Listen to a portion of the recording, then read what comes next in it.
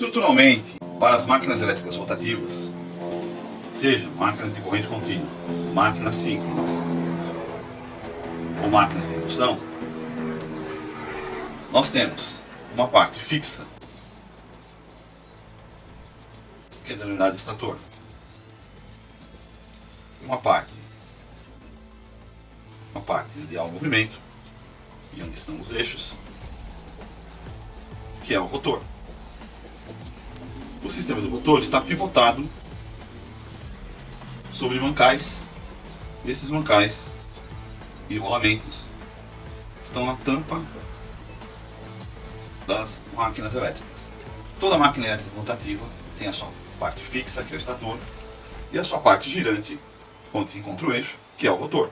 Essa é a estrutura básica de uma máquina elétrica rotativa. Consideremos então o caso de condutores instalados em uma estrutura pivotada. Esses condutores estão a certa distância, uma distância R, do centro do pivotamento, e como é uma estrutura pivotada, ela é livre para girar. Eles estão imersos num campo B, um campo magnético, e é imposto sobre esses condutores uma corrente I. Então vai surgir uma força. Se nós lembrarmos que toda vez que nós impomos uma corrente sobre condutores que estão imersos sobre um campo magnético, aparece uma força. Surgindo uma força, esses condutores, logo esta força vai produzir torque, porque o sistema é pivotado. Então vai surgir um torque. Um torque vai ser proporcional à força e à distância desses condutores. Então a corrente sobre condutores pivotados, uma força devido a uma força magnética, devido à interação do campo magnético na qual o condutor está imerso, e a corrente que age sobre este condutor, surge então um torque, que é devido a esta força sobre a distância em relação ao pivotamento central. Como se produz um torque vai gerar uma variação da posição, ou seja, uma velocidade. Esta ação de velocidade faz com que os condutores cortem as linhas de campo dado pelo campo magnético, que era inicialmente imposto, de forma que surge nos condutores uma força eletromotriz de reação, ou induzida, porque há uma variação do fluxo magnético sobre os condutores que estão presentes no campo magnético. Toda vez que o condutor se movimenta, ele produz uma variação do fluxo que está sobre ele. É como se o condutor, se fixarmos o condutor e girássemos o campo estacionário. Uma vez que se gira este campo, o campo vai se afastando por um lado e se aproximando por outro. Esse afastamento do campo e a aproximação do campo é equivalente à variação do campo. A variação do campo, segundo a lei de Faraday, produz uma tensão induzida. Então temos aqui no primeiro momento de condutores pivotados, livres para girar, imersos num campo magnético estacionário, e uma corrente é imposta sobre esse condutor. O que nós temos por resultado é a ação motora. Temos um motor. E devido a este movimento, há uma variação sobre cada condutor do fluxo magnético, ou seja, do campo magnético que é estacionário, produzindo uma tensão elétrica. Esta é a ação de gerador. Então, no mesmo sistema, temos a ação de motor e de gerador. Ambos estão acoplados por um campo, que é o campo magnético. E ambos produzem um torque eletromagnético no sistema. Esquematicamente, vamos considerar a seguinte estrutura. Temos aqui um estator e internamente um rotor. Há dois condutores que formam uma única bobina no estator, fixas a esse estator, e dois condutores que formam uma única bobina fixa nesse rotor. O rotor é pivotado, logicamente, então ele é livre para rodar. Vamos denominar de 1 este condutor da bobina do estator e este condutor de 2.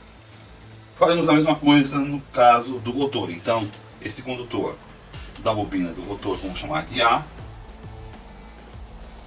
e este condutor vamos chamar de B. Vamos impor uma corrente entrando no condutor 1 e saindo no condutor 2. Então, pela regra de Fleming ou regra da mão direita, o que nós temos é que o campo magnético produzido pela corrente vai entrar em 1, vai ser nesse sentido, e o campo magnético produzido pela corrente saindo do condutor será nesse sentido. Então nós temos um campo magnético nesse sentido e um campo magnético nesse sentido. Vamos desprezar a relutância do ferro. Nós lembramos que a força magnetomotriz é diretamente proporcional ao fluxo pela relutância. Então vamos dizer que toda a força magnetomotriz, então observamos que em 1 as linhas de campo saem do estator, atravessam o entreferro, cruzam o rotor, voltam pelo gap do entreferro e retornam ao estator e fecham seu circuito. Nesse sentido. Já em 2 ocorre a mesma coisa. As linhas de campo saem do estator, atravessam o gap, cortam o gap, o entreferro, entram dentro do rotor, saem do rotor através do gap e novamente retornam ao estator e fecham seu circuito. Então vemos que em 1 as linhas de campo estão assumindo o sentido horário e em 2 as linhas de campo estão assumindo o sentido anti-horário. Vamos abrir o estator e o rotor e planificá-lo para poder melhor analisar o que ocorre com a força magnetomotriz que atuam sobre as bobinas e as tensões induzidas relativas a ela. Se considerarmos a relutância do ferro desprezível, mas não zero, isto na equação nos mostra que o fluxo magnético é função direta da força magnetomotriz, isto é, ao entrarmos com corrente ou sairmos com corrente dos condutores, a força magnetomotriz faz com que as linhas de campo geradas pela força magnetomotriz da corrente que entrou no condutor em 1 saiam do estator, atravessem o entreferro, que é o gap, cruzam o gap, entram no rotor, saiam pelo gap e voltem para o estator. A mesma coisa na bobina 2. Como a relutância não vai variar e nem a área, podemos considerar que esses fluxos são constantes. E como as linhas de campo estão saindo por 1 e voltando para 2, podemos considerar de maneira geral como se tivéssemos um campo indo de 1 para 2. Ou seja, aqui teríamos um polo norte e aqui um polo sul. Se planificarmos tanto o estator quanto o rotor, teremos o seguinte esquema, esse desenho. Aqui o estator, com os condutores, entrando corrente, produzindo força magnetomotriz que gera fluxo magnético, saindo corrente, produzindo força magnetomotriz que gera fluxo magnético. O entreferro também é denominado de gap. Então, as linhas de campo saem do estator, atravessam o entreferro, ou gap, e entram na estrutura do rotor, onde vão induzir forças eletromotrizes quando houver movimento relativo do rotor com o estator. Podemos simplificar o desenho em função da densidade de fluxo e das correntes que agem sobre as bobinas.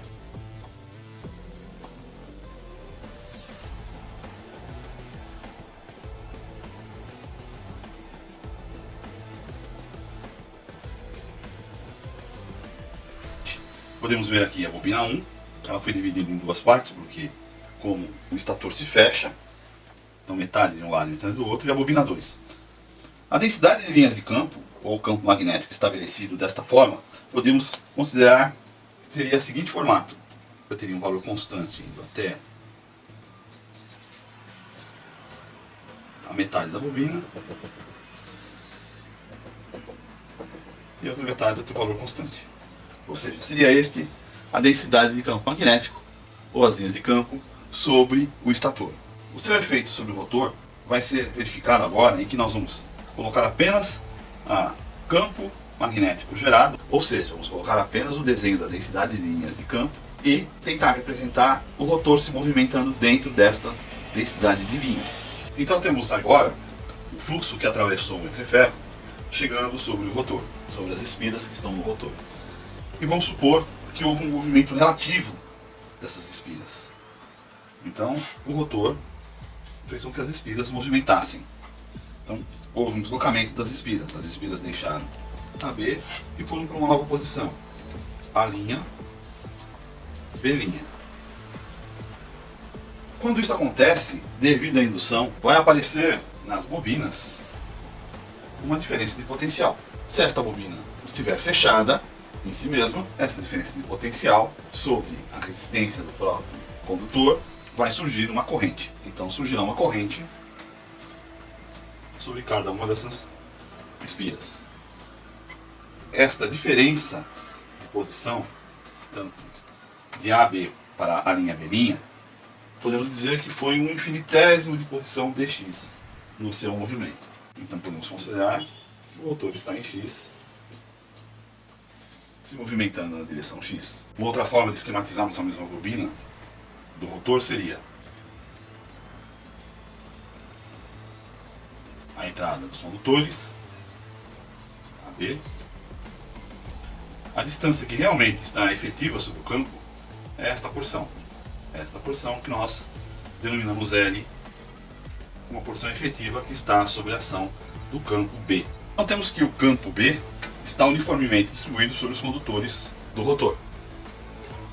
Estaticamente, se formos olhar a condição que nos dá, a quantidade distribuída de fluxo é nula, porque metade do rotor está sob influência do campo mais B, metade do menos B. Mas nós temos um movimento relativo do rotor sobre este campo. Então o fluxo aparece também. Então o fluxo também ele deve ser considerado nesse movimento. O fluxo φ é a área sobre os condutores dado pelo campo. Se nós fizéssemos em forma infinitesimal, teríamos que dφ seria igual a B dA.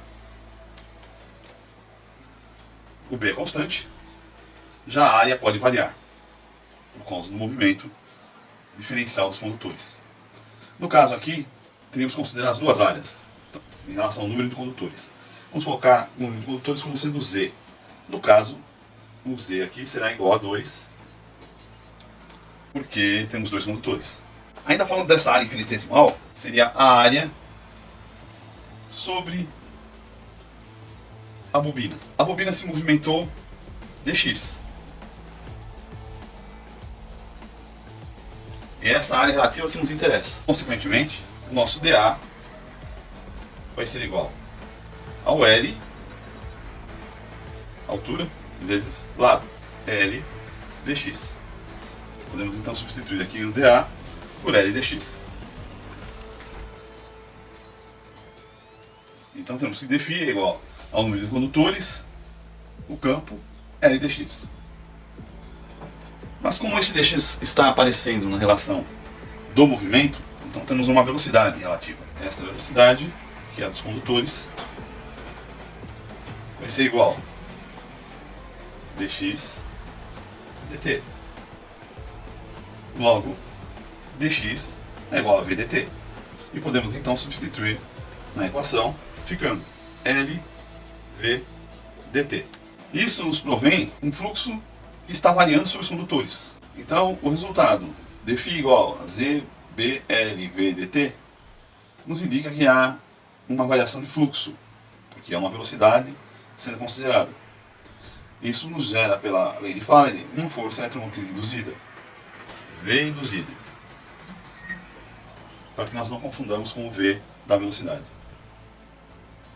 Este V induzido é igual à variação do fluxo no tempo.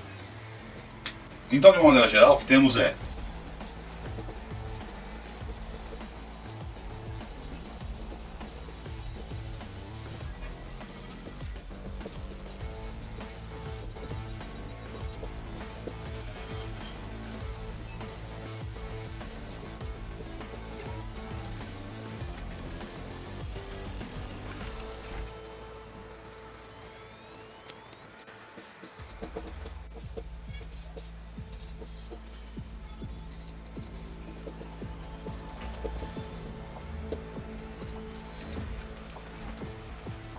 Portanto, a tensão induzida vai ser V induzido Z BL VDT sobre dt. Resulta ZBLV. V é a velocidade, o L é o comprimento axial da bobina, B é o campo e Z é o número de condutores. Como há um movimento relativo desta bobina de 2 fios, que chamamos de espira, dentro de um campo magnético constante, a tensão induzida vai ser igual ao número de condutores, o valor do campo, a dimensão da espira, no sentido axial, e a velocidade com que ela se movimenta. Se colocarmos uma corrente, impomos uma corrente sobre essa espira, esta corrente está no sentido de 90 graus, ou seja, em quadratura com o campo. Com isso, uma força vai surgir sobre os condutores da espira.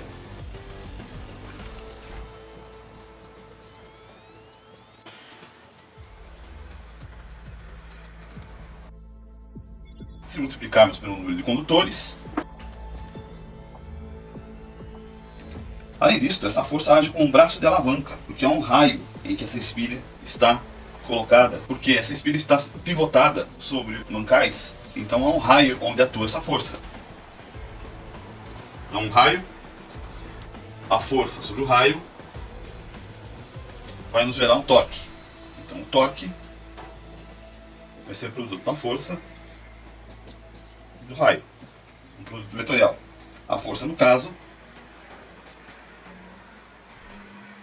é dada pelo... A força é BLI vezes o número de condutores, Z, vezes o raio, nos gera o torque. Então o torque, no final das contas, vai ser igual a Z, B, L, R, I. O número de condutores, o campo, a dimensão axial L, o raio e a corrente que está entrando no condutor da espira. Então, a tensão induzida, ZBLV, é dependente do campo. O torque eletromagnético, ZBLRI, também é dependente do campo. Então, o campo magnético tem a função de acoplamento entre uma dimensão elétrica e uma dimensão mecânica. Se nós fizermos uma razão, tensão induzida sobre o torque eletromagnético, isso vai nos dar ZBLV, da velocidade do movimento dos condutores, por ZBLRI.